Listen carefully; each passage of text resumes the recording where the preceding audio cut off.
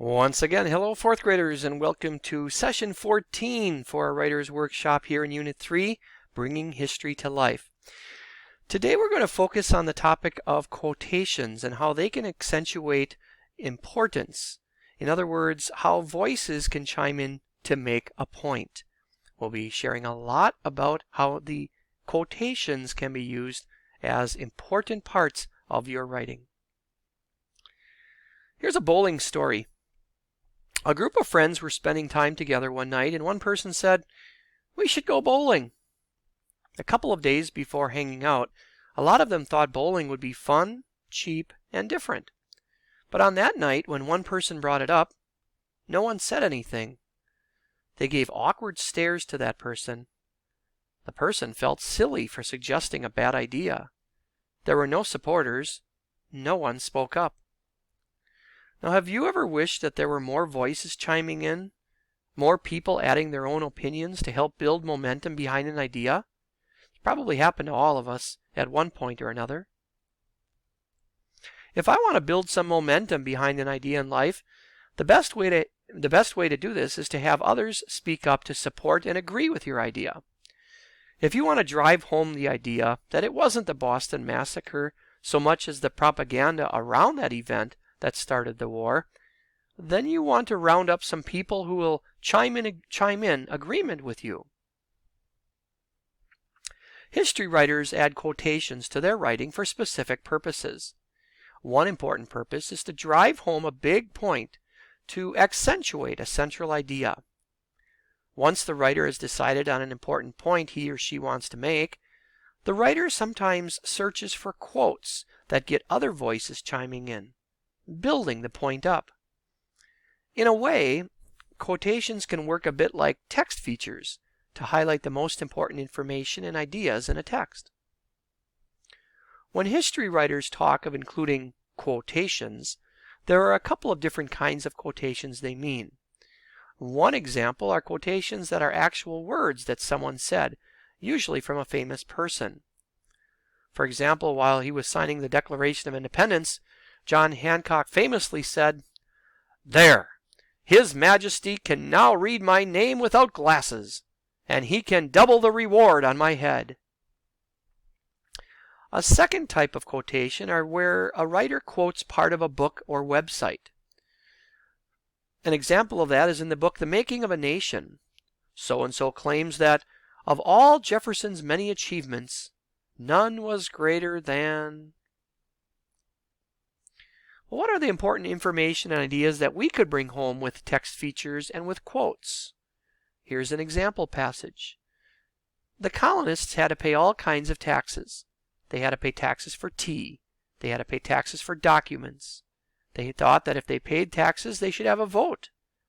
What made the colonists angry wasn't just the taxes, but that they had no say in the British government. They thought it wasn't fair that they should have to pay taxes, but they had no one like a senator that went to Britain and told their side. They had no one to represent them in the government. Now, text features and quotes that we can use for the passage. A text feature might be something with like a subheading, taxation without representation. We might have a quote where we need some quotes that accentuate the idea that the colonists didn't want taxes without getting a vote. So if we need to find quotes that help with the idea that the colonists didn't want taxes without getting a vote, should we just start reading the first page of our source material? No. We should look at the table of contents to help us out. Where is it located? What quotations could we add from this reading? The Sugar Act made the colonists even angrier. This act made it very expensive for the colonists to import one of their favorite products, molasses. The Quartering Act, the Navigation Acts, and the Sugar Act seemed to the colonists like sneaky ways of making Britain richer, at their expense. Well, how to use quotations? You could say so-and-so in such and such says, and then what they said. For example, Lucille Penner, in the book Liberty, How the Revolutionary War Began, says that the taxes seemed to the colonists like sneaky ways of making Britain richer at their expense.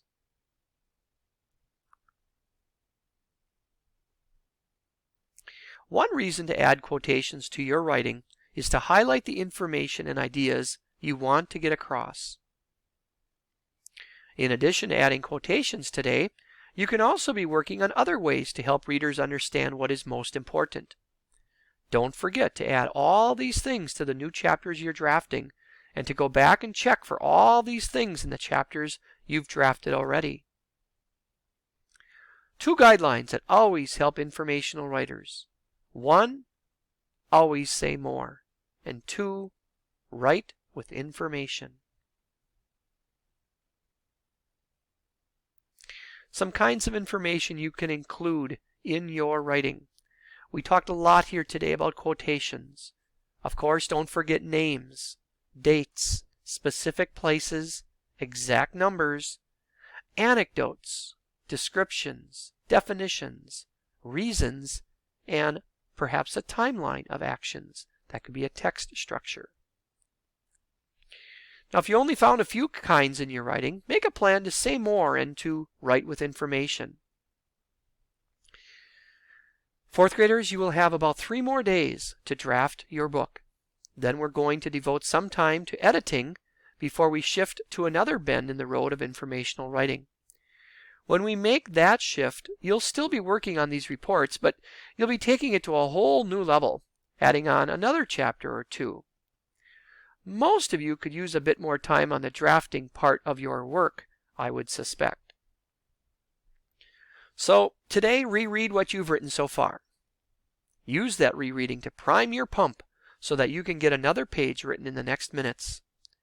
Instead of sharing out, you'll be given extra time to write. Mark where you are, then start by rereading and write fast and furious. Afterwards, we're going to be looking at how much you get written. All right, before I say officially go, make sure that you're working today on trying to include at least a couple of quotations. You're going to have to do some research in your books, but if you can at least include 1 or 2 quotations that will help to accentuate your writing, that would be a great goal. All right, you have lots of time to write here today. I want you to get started, and as it says, go.